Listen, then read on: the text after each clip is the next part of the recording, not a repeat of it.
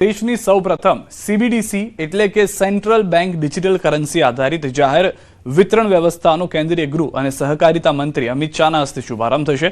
રાજ્યની જાહેર વિતરણ વ્યવસ્થાને સંપૂર્ણપણે ડિજિટલ અને પારદર્શક બનાવવા માટે અનેક લોક કલ્યાણકારી પ્રકલ્પોનો શુભારંભ કરવામાં આવશે। 15 ફેબ્રુઆરીએ અમિત શાહના હસ્તે ગાંધીનગરમાં મહાત્મા મંદિર ખાતેથી આ વિવિધ નવતર પ્રકલ્પોનો પ્રારંભ થશે। આ પ્રસંગે મુખ્યમંત્રી ભૂપેન્દ્રભાઈ પટેલ, કેન્દ્રીય ગ્રાહક બાબતો, ખાદ્ય અને જાહેર વિતરણ મંત્રી પ્રહલાદ જોશી અને નાયબ મુખ્યમંત્રી હર્ષ સંઘવી પણ ઉપસ્થિત રહેશે। સીબીડીસી આધારિત પારદર્શક વિતરણ વ્યવસ્થા તેમજ 1 કિલો કિંગમાં કઠોળ વિતરણ યોજાશે અને યોજનામાં સુપોષિત ગરુડેશ્વર તાલુકો અભિયાન તથા અન્નપૂર્તિ ગ્રેન એટીએમ જેવા વિવિધ પ્રકલ્પોનો મહાનુભાવોના હસ્તે પ્રારંભ થશે। મુખ્યમંત્રી ભૂપેન્દ્ર પટેલના હસ્તે અમદાવાદ મ્યુનિસિપલ સ્કૂલ બોર્ડના અદ્યતન નવનિર્મિત ભવનનું ભવ્ય લોકાર્પણ કરવામાં આવ્યું। અંદાજે 10.61 કરોડના ખર્ચે તૈયાર કરવામાં આવેલા સુવિધાસભર બિલ્ડિંગમાં એક જ સ્થળે 18થી વધુ વહીવટી વિભાગો કાર્યરત થશે, જે શૈક્ષણિક સંચાલનને વધુ વેગ આપશે। આ પ્રસંગે મુખ્યમંત્રી દ્વારા 16.11 કરોડના ખર્ચે તૈયાર કરાયેલી 15 સ્માર્ટ અનુપમ શાળાઓનું પણ લોકાર્પણ કરવામાં આવ્યું। શિક્ષણ ક્ષેત્રે ઉત્કૃષ્ટ કામગીરી કરનાર શ્રેષ્ઠ સૌ શાળાના આચાર્યોનું પણ સન્માન કરવામાં આવ્યું, જેમાં મુખ્યમંત્રી પ્રત્યેક આચાર્યને 1 લાખની પ્રોત્સાહક રાશિ આપીને સન્માનિત કર્યા હતા। આ સાથે મુખ્યમંત્રીએ નગર પ્રાથમિક શિક્ષણ સમિતિ દ્વારા આયોજિત શતાબ્દી શિક્ષા મહોત્સવ અંતર્ગત નવરંગપુરા ખાતે નવનિર્મિત સ્કૂલ બોર્ડ ભવન અને સ્માર્ટ શાળાઓનું લોકાર્પણ કર્યું। આ પ્રસંગે શિક્ષણ મંત્રી પ્રદ્યુમન વાજા, રાજ્યકક્ષાના શિક્ષણ મંત્રી રીવાબા જાડેજા સહિતના લોકો ઉપસ્થિત રહ્યા હતા। વડોદરાના સાવલીના ધારાસભ્ય કેતન ઇનામદારનું મોટું નિવેદન। જાહેર મંચ પરથી વડોદરા જિલ્લાના પ્રભારી મંત્રી કમલેશ પટેલનું કહ્યું, સરકાર પાસે મારી માંગવાની સ્ટાઇલ અલગ હતી, પણ ઈરાદો ખોટો નહોતો। સાવલી તાલુકાના વિકાસ માટે સ્પષ્ટ વલણ, 6.5 કરોડ જનતાની ચિંતા ભાજપ સરકાર કરે છે। સાવલી એસટી ડેપોના કાર્યક્રમમાં બોલ્યા ધારાસભ્ય કેતન ઇનામદાર।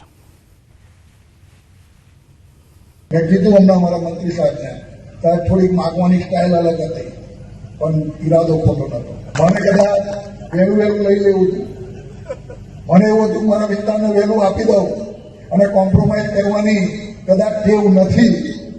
સમાધાન હું મારી જાત માટે કરી શકું, મારી પ્રજા માટે નહીં કરી શકતો, મારો એક પોઈન્ટ છે। ભાજપના પ્રદેશ પ્રમુખ જગદીશ વિશ્વકર્મા જૂનાગઢની મુલાકાતે છે। પ્રદેશ પ્રમુખે શ્રી સિદ્ધેશ્વર મહાદેવ અને રાધારમણ દેવ અને શ્રી રણછોડરાયજી, શ્રી ત્રિકમરાયજીના દર્શન કરી શીશ નમાવ્યું, રાજ્યના વિકાસ અને કલ્યાણ માટે પ્રાર્થના કરી। ત્યારબાદ ચોરવાડી ગામે બુથ પ્રમુખ અને બુથ સમિતિના સભ્યો સાથે સંવાદ કરશે। સાથે રાજપરા ગામે સમૂહ લગ્નોત્સવમાં હાજરી આપશે। અમે જૂનાગઢ સર્કિટ હાઉસ ખાતે વેપારીઓ અને વિવિધ સંસ્થાઓના આગેવાનો સાથે સંવાદ કરે અને સાંજે મહાશિવરાત્રિના મેળામાં જશે, જ્યાં વિવિધ અખાડાના સાધુ સંતો સાથે મુલાકાત કરશે। ભવનાથ મહાદેવ મંદિર ખાતે દર્શન પણ કરવામાં આવશે। માનનીય જગદીશભાઈ પંચાલનું સવારના વહેલી સવાર રેલવે સ્ટેશન 400 કાર્યકર્તાઓ સાથે ભવ્ય સ્વાગત કરવામાં આવ્યું। આજે મહાવદ 11ના શુભ દિવસે જૂનાગઢ મધ્યે બિરાજનાર સિદ્ધેશ્વર મહાદેવ મંદિર, જૂનું મંદિર સ્વામિનારાયણ મંદિરમાં સંતોના આશીર્વાદ એટલે સિદ્ધેશ્વર દાદાનો મહાઅભિષેક કરી પૂજા કરી। મોરબી શહેરના રાજાશાહી શાસનમાં બનેલા 145 વર્ષ જૂના પાડા પુલનું રિપેરિંગ કામ શરૂ કરાયું છે। પ્રશાસને બ્રિજ બંધ કરવા 2 દિવસ પૂર્વે જાહેરનામું બહાર પાડ્યું હતું। બ્રિજના રિપેરિંગ કામને લઈને ટ્રાફિક વ્યવસ્થા ખોરવાશે। મોરબીના બંને કાંઠાના જોડતા મુખ્ય પુલ બંધ થતા ટ્રાફિકની અવ્યવસ્થા જોવા મળી હતી। હેરના વીસી ફાટકથી લઈને મયુર પુલથી સામે કાંઠા નટરાજ ફાટક સુધી વાહનોની લાંબી કતારો લાગી ગઈ હતી। મહત્વનું છે કે પુલનું સમારકામ થશે ત્યાં સુધી સ્થાનિકોને હાલાકી વેઠવી પડશે। મોરબીનો પાડા પુલ છે। મોરબીના પાડા પુલને સમારકામ માટે 45 દિવસ માટે બંધ કરવામાં આવ્યો છે। આ પાડા પુલની અંદર 9 ગાળા અને 54 બેરિંગ બદલાવવામાં આવશે, જેનો અંદાજિત ખર્ચ 1.5 કરોડથી વધારે થવાનો છે અને 45 દિવસ માટે આ પુલને બંધ કરી દેવામાં આવ્યો છે। આ પુલ મોરબી 1 અને મોરબી 2 ને જોડતો મહત્વનો પુલ ગણાય છે, જેને લઈને મોરબીનો ટ્રાફિક સમસ્યા છે તે પણ સમગ્ર પ્રભાવિત થવાની છે, જેને કારણે મોરબી ટ્રાફિક પોલીસ પણ અત્યારે સતર્ક થઈને રૂટને ડાયવર્ટ કરવામાં આવી રહ્યા છે। કેમેરામેન સાથે રવિ વડાણીયા, ન્યૂઝ 18 ગુજરાતી, મોરબી। પ્રેમી પંખીડાને જાહેરમાં માર મારતો વિડીયો વાયરલ થયો છે। રાજકોટના જસદણના જીવાપર ગામમાં જાહેરમાં યુવક યુવતીને માર મરાયો છે। પોતાની જ વાડીમાં શ્રમિકની પત્ની સાથે રંગરલિયા મનાવતા કારખાનેદારને લોકોએ ચખાડ્યો મેથી પાક। કારખાનેદાર અને મહિલાને ટોળાએ બેફામ માર મારતા વિડીયોમાં કેદ। બંને વચ્ચેના આડા સંબંધોનો પર્દાફાશ થતા ઉશ્કેરાયેલા ટોળાએ કાયદો હાથમાં લીધો। વિડીયો વાયરલ થયો। રૂરલ એસીપી વિજયસિંહ ગુર્જર દ્વારા તપાસના આદેશ આપવામાં આવ્યા છે। વડોદરાથી સમાચાર. એસએસજી હોસ્પિટલમાં મારામારી, દર્દીના સગા વચ્ચે મારામારીના દ્રશ્યો. સામાન્ય બોલાચાલી બાદ મામલો બીચક્યો. સિક્યુરિટીએ વચ્ચે પડી મામલો થાળે પાડ્યો છે. જ્યાં આગળ પરિવારના લોકો અંદર ઝઘડ્યા હોવાની પ્રાથમિક જાણકારી મળી રહી છે. જે સંબંધીઓ હતા તેઓ ઝઘડ્યા હતા. હાલમાં જે સિક્યુરિટીના લોકો છે તેઓએ આ મામલો શાંત પાડ્યો છે. દર્દીના સગા વચ્ચે મારામારીના દ્રશ્યો જે છે તે વાયરલ થયા છે. તો એસએસજી હોસ્પિટલની મારામારી બપોરના સમયે થઈ હોવાની પ્રાથમિક જાણકારી છે. તપાસ જે છે તે હવે કરવામાં આવશે સ્થાનિક કમિટી દ્વારા, જે ત્યાં આગળ ટીમ હાજર હતી તેમના તરફથી. એમજીવીસીએલના કર્મચારીઓની ઘોર બેદરકારી. સુભાનપુરા વિસ્તારના દુકાનદારને આવ્યું અધધ 78,000 રૂપિયા વીજ બિલ. 2,000ની આસપાસનું બિલ આવતું હતું, જે વધીને 78,000 થઈ જતા દુકાનદાર ચોંકી ઉઠ્યા. ફ્લોટિંગ વીજ બિલ આવતા દુકાનદાર ચિંતામાં મુકાયા. નવું મીટર નખાવ્યા બાદ અધધ વીજ બિલ આવ્યાનો દાવો છે. મધ્યમ વર્ગીય પરિવાર માટે આવડું મોટું વીજ બિલ ઝાટકા સમાન છે. દુકાનદારે એમજીવીસીએલમાં જઈ ફરિયાદ કરતા કર્મચારીની ભૂલ થયાનો સ્વીકાર કર્યો. એમાં 78,000 રૂપિયા ઉપરનું બિલ હતું, જેથી થોડું આઘાતજનક લાગ્યું. ને આમ રેગ્યુલર મારું 1200 થી 1500 રૂપિયા 2 મહિનાનું બિલ આવે છે. પછી હું જીઈબીની ઓફિસે અલકાપુરીમાં પટેલ સાહેબની મુલાકાત લીધી ને એમને મને સારો રિસ્પોન્સ આપ્યો અને એને એવું સ્વીકાર્યું કે અમારા જે કર્મચારી ત્યાં રીડિંગ લખવા આવે છે તેમની ભૂલના કારણે આ બિલ જનરેટ થઈ ગયું છે. નારોલમાં ક્રાઇમ બ્રાન્ચની મોટી કાર્યવાહી. 400 કિલોથી વધુ ગાંજાનો જથ્થો કબજે કર્યો છે. મહારાષ્ટ્રના 2 આરોપીની ધરપકડ થઈ છે. ડુંગળીના જથ્થાની આડમાં ઝડપાયો છે ગાંજો. બોક્સમાં છુપાવેલો કરોડોનો ગાંજો કબજે કર્યો છે. ક્રાઇમ બ્રાન્ચે ગાંજા અંગે વધુ તપાસ હાથ ધરી છે.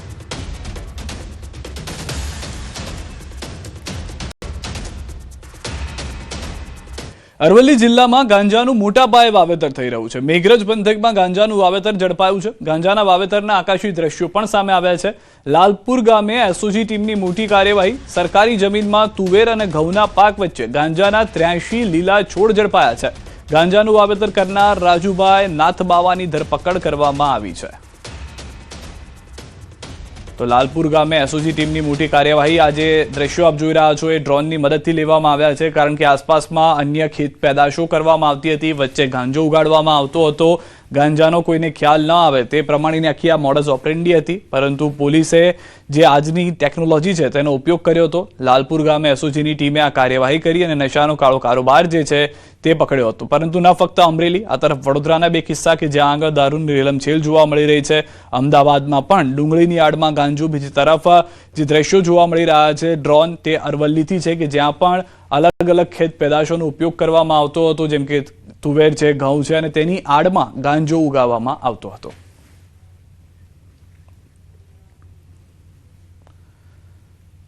સુરતની સમાચાર. ગુંડા ગોટીના પિતાની ધરપકડ થઈ ચૂકી છે. ચિરાગ ગોટીના પિતાની ધરપકડ કરી લેવામાં આવી છે. ઘનશ્યામ ગોટી નામના આરોપીની ધરપકડ કરાઈ છે.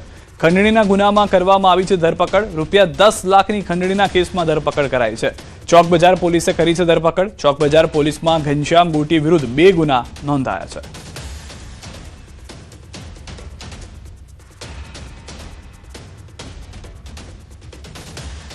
જે જૂના ગુના છે ચિરાગ ગોટી વિરુદ્ધમાં 7 છે, 8મો એનડીપીએસનો અને બીજા 2 ગુના, ટોટલ 10 ગુના દાખલ થયેલા છે અને હજી પણ ફરિયાદીઓ આવી રહ્યા છે.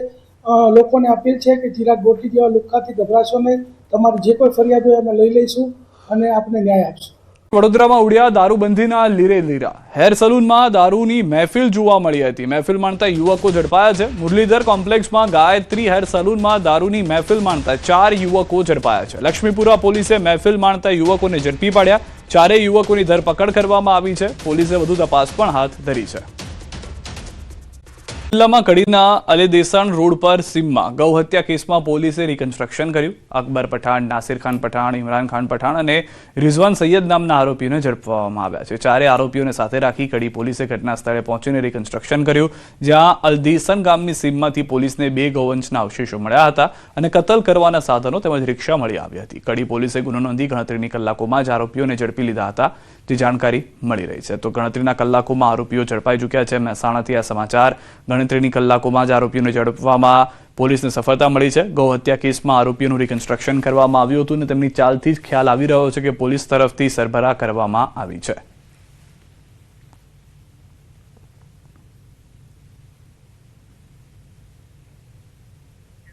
વધુ માહિતી ન્યૂઝ 18 સંવાદદાતા કેતન પાસેથી મેળવીશું. કેતન, જે હાલમાં ઘટનાનું રિકન્સ્ટ્રક્શન કરવામાં આવ્યું છે, એક તરફ પોલીસને મોટી સફળતા, સમગ્ર મામલો શું હતો, વધુ શું જાણકારી?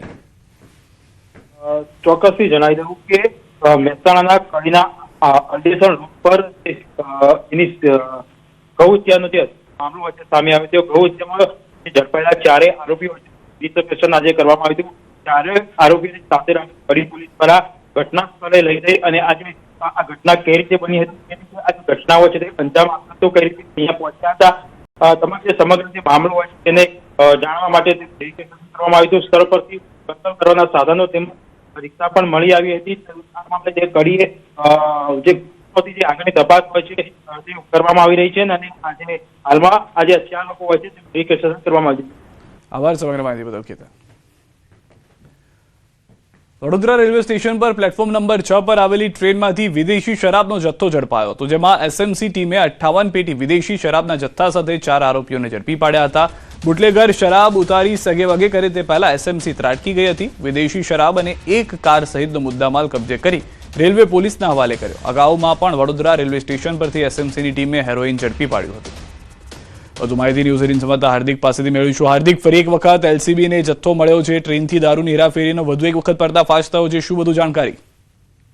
બિલકુલ, તો સિદ્ધાર્થ, જો વડોદરા રેલવે સ્ટેશનની આપણે વાત કરીએ તો વિદેશી શરાબના જે વેપારીઓ છે એટલે કે બુટલેગરો છે તેમના માટે સૌથી સેફ ઝોન જો કોઈ કહેવાય તો વડોદરા રેલવે સ્ટેશન છે. આ ભૂતકાળમાં પણ આ રેલવે સ્ટેશન પરથી દારૂનું ગોડાઉન જે છે તે ઝડપાયું હતું અને તમે કીધું પ્રમાણે કે થોડા સમય અગાઉ જ હેરોઇન સાથે એક આરોપીની ધરપકડ કરવામાં આવી હતી. અત્યારે આ ટ્રેનમાં વિદેશી શરાબ જે છે તે સેલવાસ તરફથી લાવાતો હોવાની માહિતી જે છે તે એસએમસીની ટીમને મળી હતી અને જેના આધારે ત્યાં વોચ ગોઠવી અને દરોડા પાડવામાં આવ્યા. દારૂનું કટિંગ થાય એ પહેલા જે મોટી માત્રામાં મુદ્દામાલ જે છે તે જપ્ત કરવામાં આવે છે.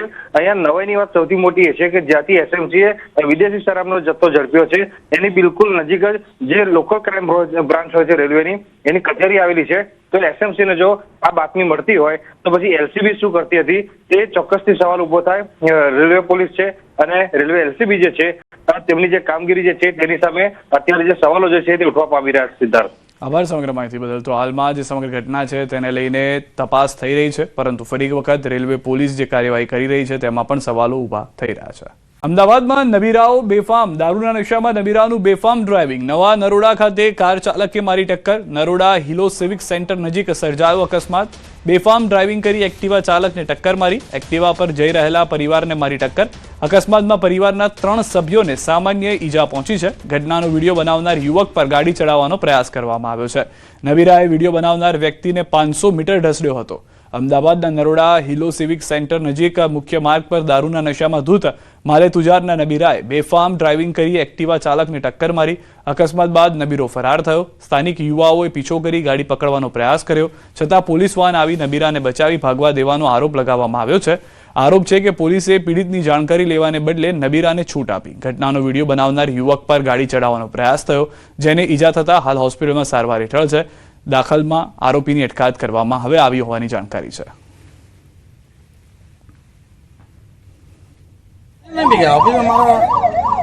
अभी में कोई दिक्कत नहीं, मतलब गाड़ी में बैठ के नहीं, गाड़ी भिड़ गई उसकी, नहीं गाड़ी भिड़ गई, गलती से गाड़ी भिड़ गई, हमारी कोई ऐसे कोई मिस्टेक नहीं था यार.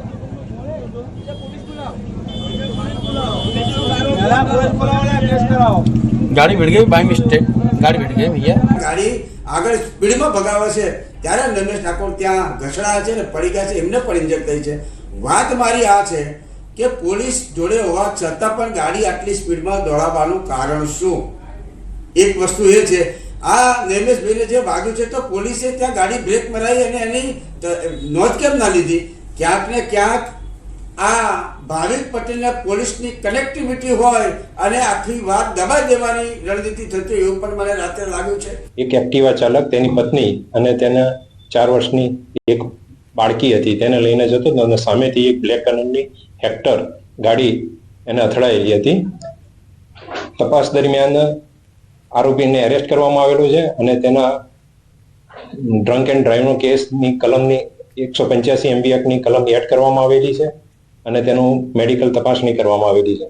જે તમામ જે આક્ષેપ કર્યા છે સાચા કે ખોટા? MLA કયા એક્સેપ્ટ કરે છે મને હાલ ખ્યાલ નથી. મને આ ઘટનાની જે છે તમને ગટર લાઇનની હાથથી સફાઈ અંગે હાઈકોર્ટમાં સુનાવણી. ગુજરાત સરકારે હાઈકોર્ટમાં રજૂ કર્યું સોગંદનામું. 39 મશીન વસાવાયા. ટેસ્ટિંગ સ્થાપન પૂર્ણ. 209 મશીનની ટેન્ડર માટે પ્રક્રિયા કરાઈ છે. એપ્રિલના અંત સુધીમાં મળશે. સરકારે વળતરની રકમમાં પણ વધારો કર્યો. મૃત્યુ કેસમાં 30 લાખ, શારીરિક વિકલાંગતામાં 20 લાખ, હાથથી સફાઈ એપાર્ટમેન્ટ ખાનગી જગ્યાએ કરાવવું ગુનો છે તેવું પણ હાઈકોર્ટ તરફથી ટાંકવામાં આવ્યું છે. જાગૃતિ માટે પગલાં લો તેવી પણ હાઈકોર્ટે ટકોર કરી છે.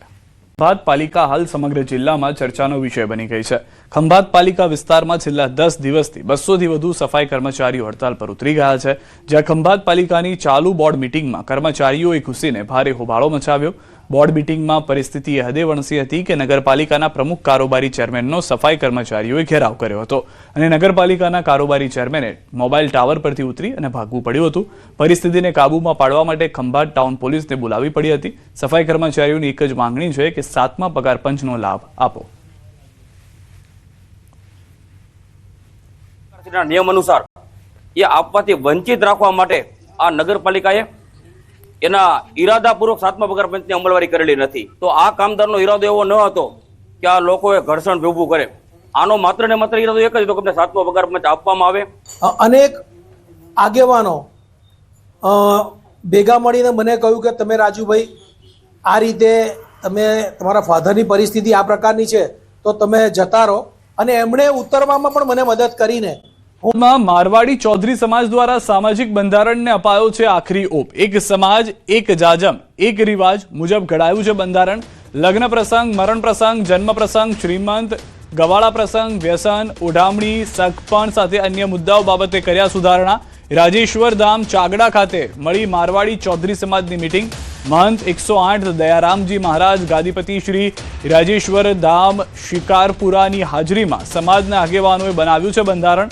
જેમ અન્ય સમાજના લોકો બંધારણ બનાવી રહ્યા છે તેમ મારવાડી ચૌધરી સમાજનું બંધારણ પણ જાહેર કરી દેવામાં આવ્યું છે, જેમાં અલગ અલગ મુદ્દા અલગ અલગ વિષયોમાં સુધારા વધારા કરવામાં આવ્યા છે.